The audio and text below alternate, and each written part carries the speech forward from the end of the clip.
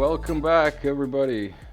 It is the Working Brother coming back at you with another talk. This time we've got Dan from Wild Siberia.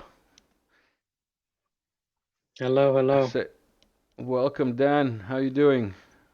I'm doing fine. Thank you for having me. Thank you for being here. It's unbelievable, totally unplanned. I came across your channel like 2, 3 days ago, literally. Um, from Survival Russia. He recommended you, and then I came across your channel. I was like, "Whoa, I'm gonna subscribe. That seems like an interesting story and plan of showing a different side of Russia." And then what do I know? The next day, you're on Wyatt Lim's DPA Defense Politics Asia Yeah, discussing tanks, and I'm like, hold on a second, I've seen this guy before. yeah. And I Kind of did asked the Wyatt, rounds. yeah. No, I've been following Wyatt for like months now. He's come on the show as well. Um, and he was kind enough to share your contacts. You were kind enough to spare some time. So here we are. Welcome to Working Brothers Talks. Tell us Awesome. about yourself. Tell us where Yeah. you are and what your YouTube channel is about. All right. Well, first of all, I'm from Southern California, and I moved to the city of Irkutsk in Russia. This is a little bit Eastern Siberia, and my YouTube page is basically me showing the kind of life that we have here in this region. Yeah, as you can see on the map, it's pretty far. That's above Mongolia. That's Awesome. correct. I That's live a You're closer to Mongolia than anything else, basically. Yes, I could fly actually to Beijing and Tokyo faster than I could get to Moscow. Really, huh? Yeah, Wow. for sure, because it takes forever to get to Moscow. You have to take like two plane flights, unless you take a direct, but these days it costs too much. How many hours is a direct flight? Oh, there's Moscow. It's on Yeah, the you other gotta side of the scroll, bro. globe, literally. I don't know. I think it's like seven, maybe. I, I've taken it a few times, but I go to sleep. I can't do it awake. Mm-hmm. Yeah. Yeah, I watched somebody else's video. I can't remember her name or her channel's name. Like she's a redhead from Ufa, and Ah, she she was she in went to Kamchatka. yeah, exactly. She went to Kamchatka, and she said it was about an Yes. 8 hour flight. So yeah, about 7 hours to you makes sense.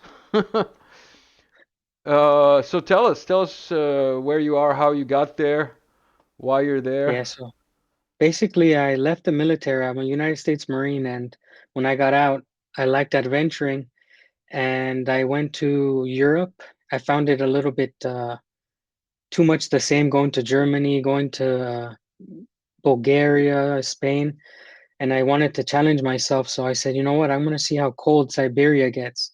I basically moved without knowing anything. And then there was conflict, but I flew through Turkey because all the other flights were closed. Basically, I had to go through different countries. That's it. Did you like plan to go exclusively to Siberia, or like was it like a Yes. whim thing? And No, did you I speak was any Russian planning at the it. time? No, not at all. Have you picked up any Russian? Maybe 10 words, but my lifestyle doesn't revolve around me doing too much talking. All right, and what do you do Yeah. there? Like I've Basically, I seen like I've to seen fish. you camping and stuff, like Yeah, I going out in take the a lot of wild. trips. Exactly. There's a lot of wilderness here, and I like to explore. I like to fish. I like to travel to different cities within Russia. So I've even gone to Mongolia. There's a couple of videos you can find. I've gone to Mongolia twice. I'm just enjoying my new life here in this part of the world. It's very unique. Lake Baikal, the largest lake in the world, is 5 minutes from my house. Oh, that's right. You're right next to Lake Baikal. Yeah, That's the lake that we saw. Where is that? Hold on, let me it's get that back to the massive map lake here. you see there on your map. Yeah. And that's the deepest lake in the world, right? Exactly. It is the deepest lake in the world, the oldest lake in the world, And because it's the deepest, it holds the most water in the world, 20% of the fresh water in the world. So, you're not experiencing a water shortage, are you? No. Nor In will fact, you. it's never been, I love drinking the water here. It's super clean, no water shortage.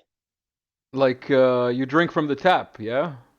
Yeah, we drink from the tap, and there's even like pumps outside. You can harvest the water. It's all good. Like, groundwater. Basically, there's taps Yeah, of places where you can go. yeah. Nice. Nice. Let's zoom out here a bit to like show people. Yeah, that's right. That is Lake Baikal. uh, and there you are, closer to I North mean, Korea than. you can see Tokyo closer by Yeah, scrolling yeah, just a little bit and trying to find Moscow. yeah. Let me switch here to some of your other to some of your videos. Oh, where is this video? Is this Lake Baikal? Yes, this is on top of Lake Baikal on the next to Aljon Island, Baikal's largest island. So I took a trip All there right. last week. All right. Let me just play the intro because the intro is I think Until hilarious. you almost died. So let's get it. Oh wait. You've never really lived until you almost died. So let's get it. Let's go.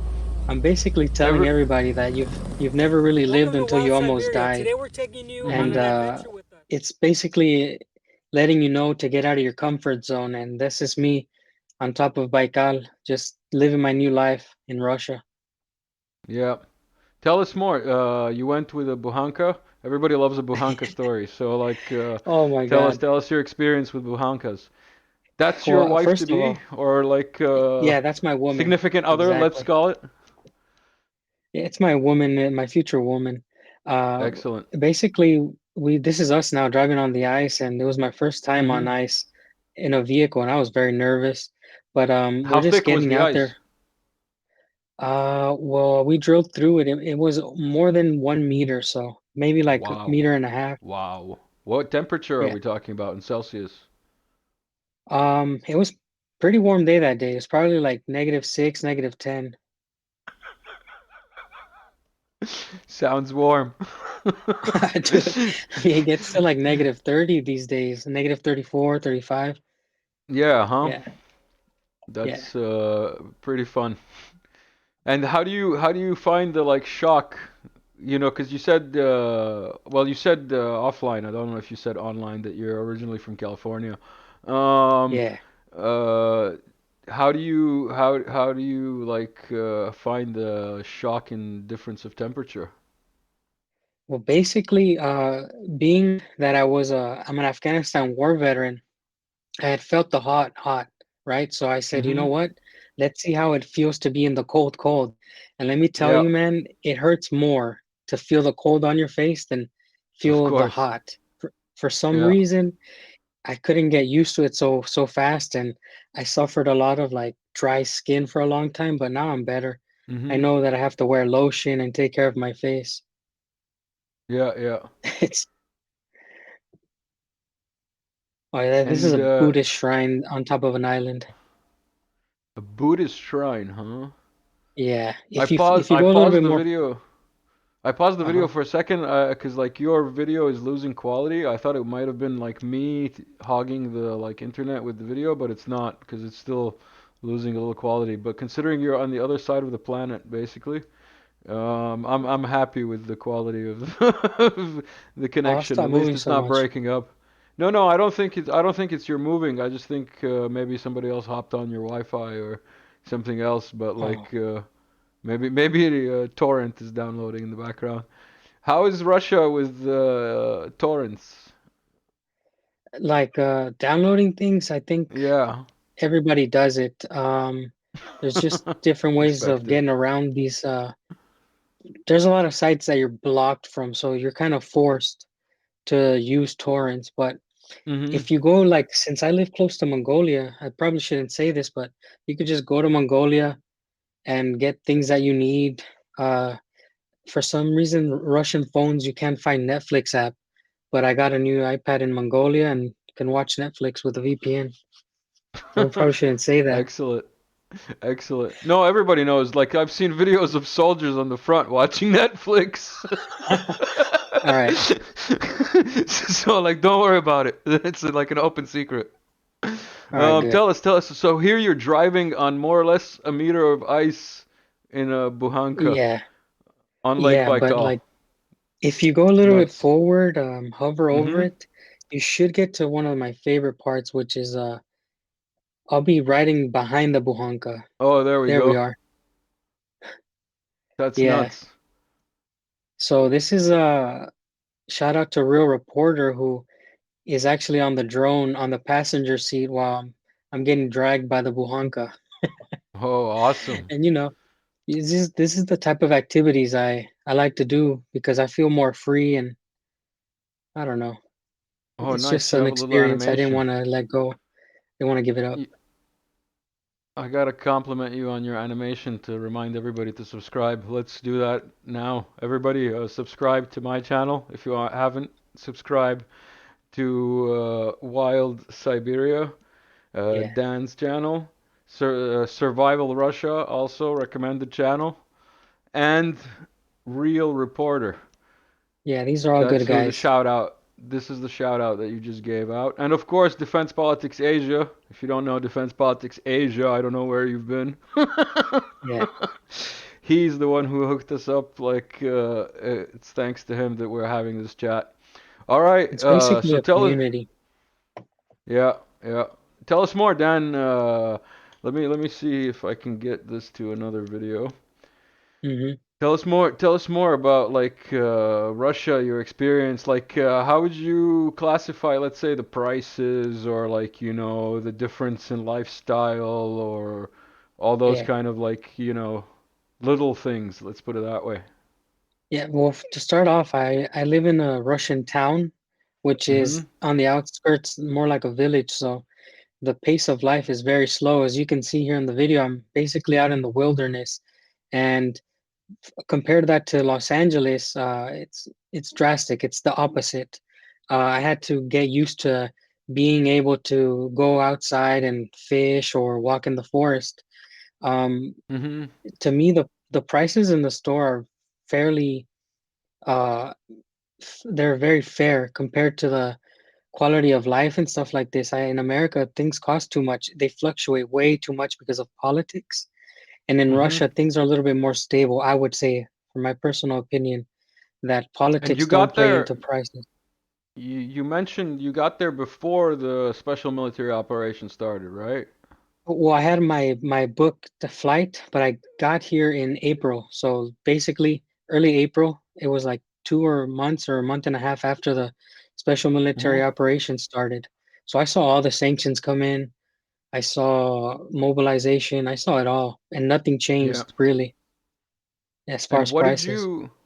what it's called? What's your like? Let's say, what was your knowledge of the Donbass and the Ukraine issue when you just got there, like before it started? Let's put it that way. Yeah, well, being a military man, since I'm a United States Marine, I was aware that there was going to be, I mean, America sends a lot of help to different countries, and usually Mm-hmm. the military trains other people's militaries. So Yeah. soon after, we knew like 2015, 2016, I think those Mm-hmm. were the years when I learned about the Donbass and I knew that they were having issues there.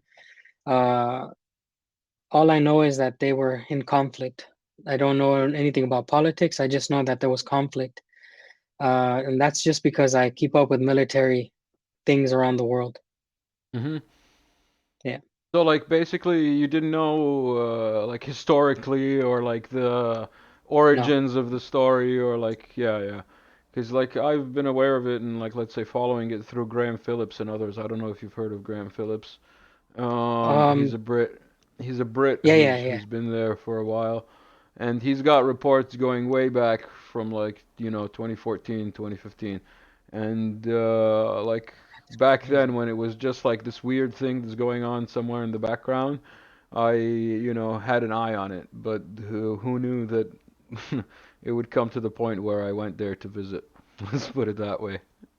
Yeah, that's amazing, to be honest. I would have never guessed that it would turn out to be what it is now, simply Hmm. because when I learned about it, I was even thinking like, wow, these guys are fighting in a different style. I had just my last campaign in Afghanistan was 2011, and their form of fighting was so different already from my style of fighting. So And I never imagined they would turn it. what Mhm. exactly were like your experiences in the sense that like what position did you hold? What what were your like day-to-day activities, like for the Yeah. layman Basically, my job was a combat engineer, is a sapper. I look mhm. for IEDs, improvised explosive devices under the ground. I move with Yeah. the infantry. My job is to go in front of people so that they don't get blown up. And when we get contact, make sure we can close in with the enemy, Mhm. making it as safe as possible and just fight. So my job is to look for IEDs and landmines and then fight. Yeah. That's it. Yeah, That's you. yeah. That's you there, That's huh? pretty. Yeah, pretty much you would see me with my metal detector, maybe 75% of the time. And I'm not military, but those is that a sergeant? Are you like a staff sergeant? That's right before I gave back. I was a Corporal. corporal of All right. Marines. Yeah, fire team leader. Fire team leader. Nice. Yeah. Um, and how long were you there for? What did you say? Well, each Marine served 7 months, Mhm. and I did 3 campaigns. So you would go back to America, train again, and go back. So Mhm. to be honest, if staying on the war topic, I think Mhm. I want to mention a few things that the way we fought, like I was comparing it to the war or the conflict in Ukraine right now. Like I said, Yeah. it evolved so much. Mhm. Um, it seems like another world, another like 50 years have passed, and I'm seeing the new conflict now.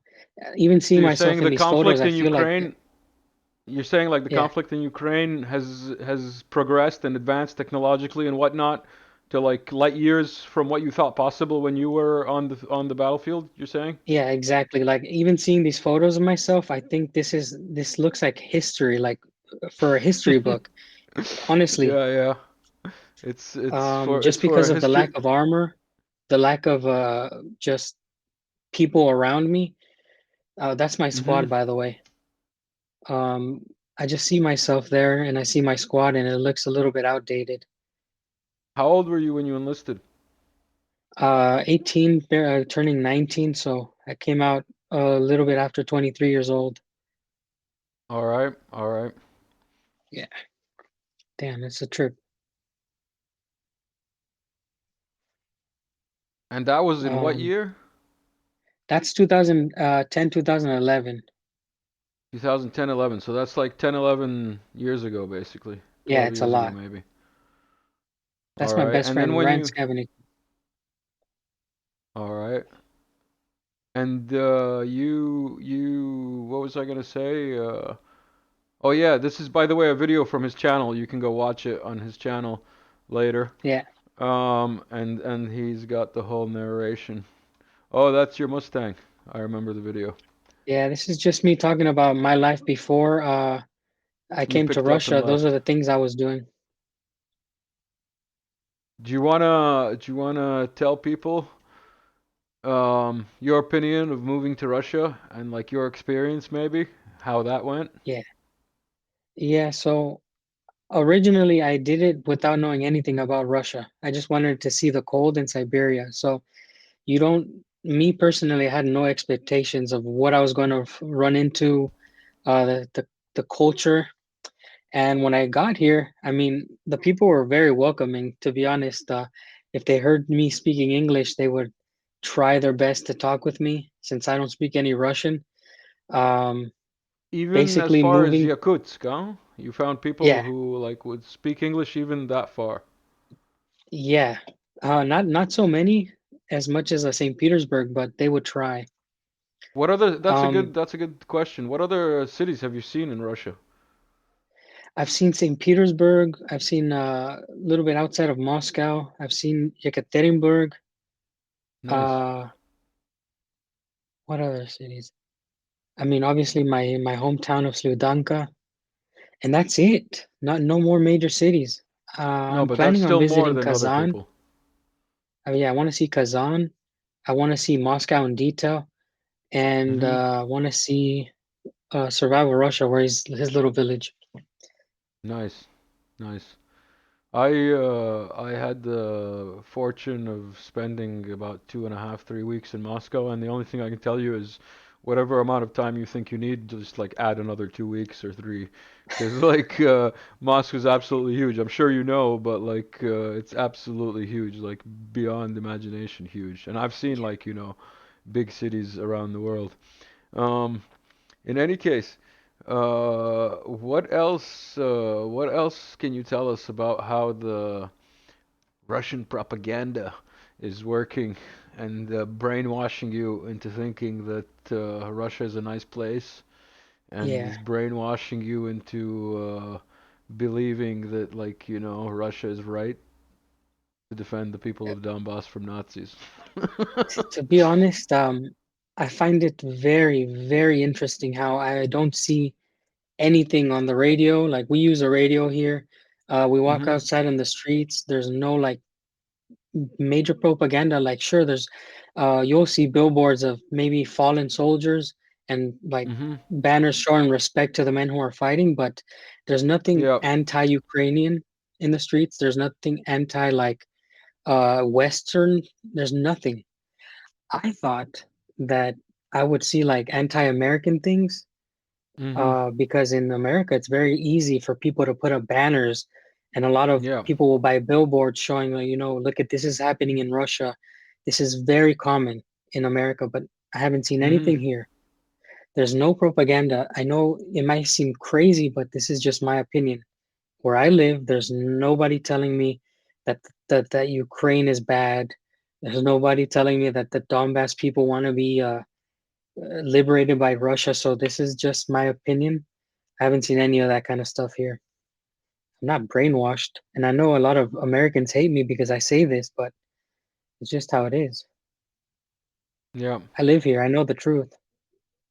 Yeah, I went and I visited, and I was like, I wouldn't say surprised, like I was expecting it, but yeah, it was good to have the suspicion reaffirmed that like there isn't that much propaganda shoved in your face. Like you're saying, there's no like Europe is bad posters everywhere. Like there is in Europe saying Putin is bad. You know what I mean? Yeah, In Germany, there's like Putin the vampire and like turn off your electricity to make Putin pay. You know what I yeah, mean?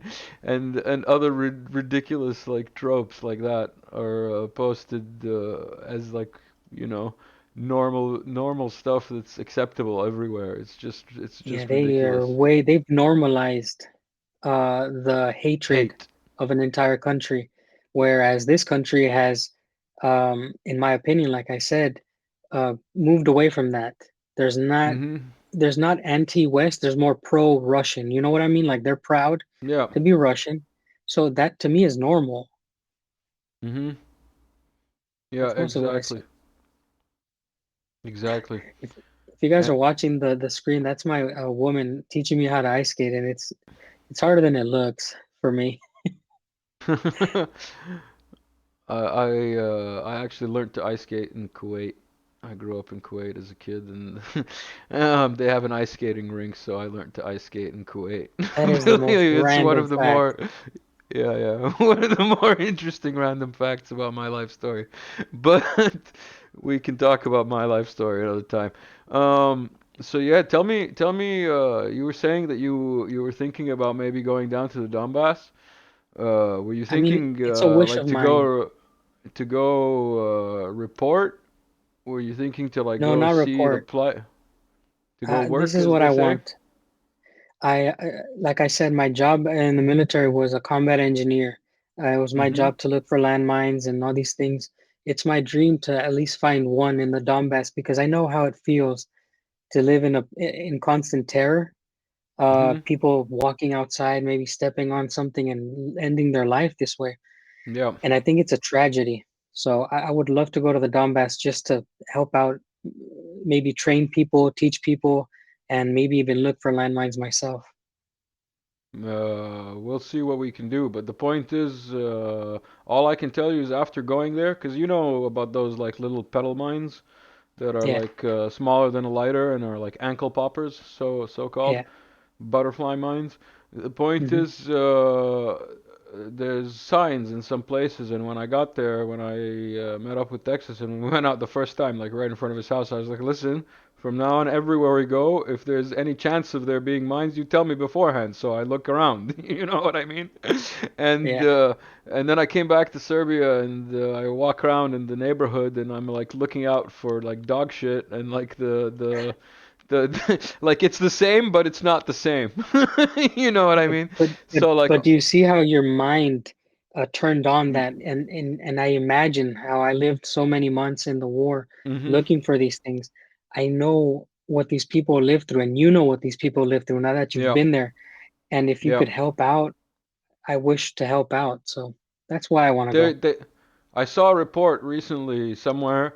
It was by one of the Russian Telegram channels, I think, where it was saying that like Ukraine is or has the potential to be the most mined place in the world very soon. So I don't think you're gonna what's it called?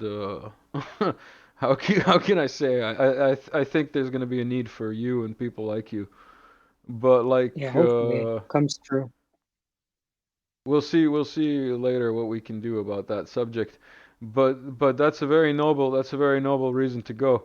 And the people there definitely need it. The people there absolutely need it. Why are you pouring wine? Is this wine? Why are you pouring wine Yeah, under the this is ice? wine. Or So this shots? is You're making ice shots? yeah, this is called the kiss of Baikal. It's a tradition here in this part of the world.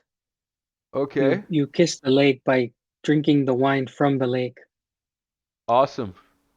Yeah. That's awesome. That's so good that that was randomly playing in the background.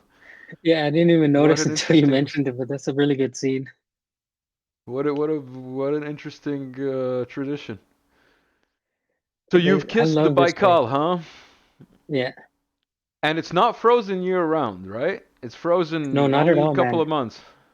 Yeah, you will see it frozen perhaps because it's so long. The top Mm-hmm. half will freeze first and then it'll move down, but you may be frozen for 4 to 6 months. All right. Interesting. Yeah, it gets pretty cold up here. What's This the is just coldest me. that you felt? Hmm, probably into the negative 40s, a little bit close to the Negative negative 40s. 40s. Like somewhere in the Yeah. mountains? No, it was just a windy day. Like it hits that windshield, Oh. negative. So I'll say like to be safe, negative 35 easy. Mm-hmm. Mm-hmm. Yeah, yeah. But I like experienced you that in must know Canada. that. It's not fun. Yeah, it hurts. Yeah, yeah. Yeah, yeah, it's not fun. Especially when it's a little humid and it cuts through like even if you've got like yeah, yeah. I want to hear I've it. experienced that. How's the heating?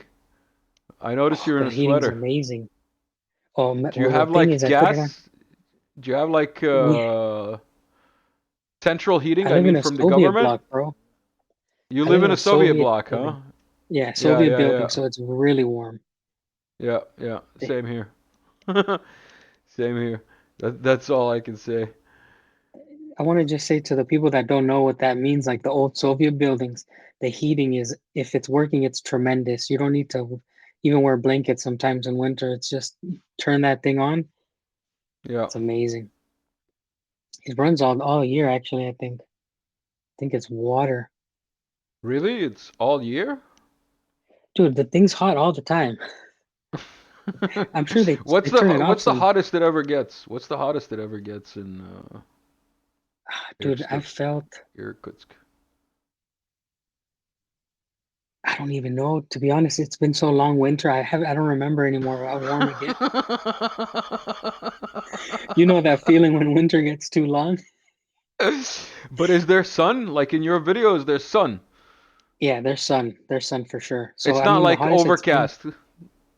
No, it's sun. The warmest it's been that I've felt in the last 4 months is -6, which is really Nice, good. nice.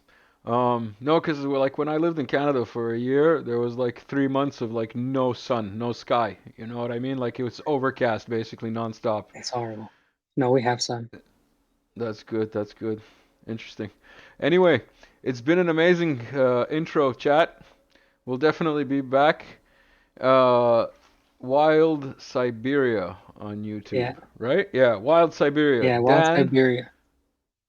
who's an American living all the way in Irkutsk.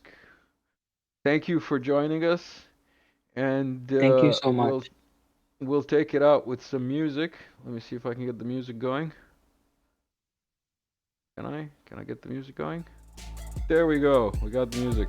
Don't forget to subscribe, like, share my channel, his channel, put the notifications on, comment, and we'll see you again soon. Peace out, everybody.